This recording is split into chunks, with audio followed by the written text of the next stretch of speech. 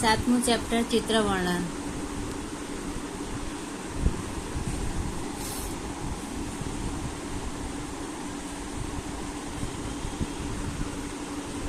ઉપરના ચિત્રમાં કોણ કોણ દેખાય છે, તેઓ કઈ રમત રમે છે?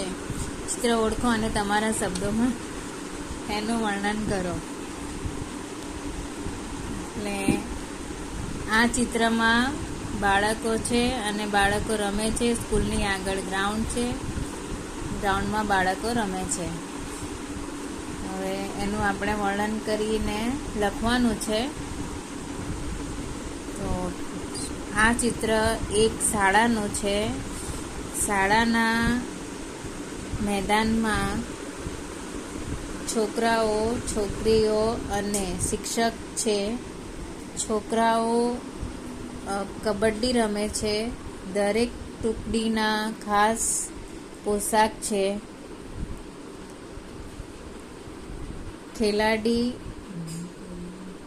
ટુકડીના ખેલાડીને પકડે છે તે આઉટ છે. શિક્ષક સિસોટી વગાડે છે, તેને આઉટ કરે છે અને રમત જોનારા છોકરાઓ, છોકરીઓ તાળી પાડે છે. આમ આવી રીતના અંદર ચિત્રનું વર્ણન કરેલું છે.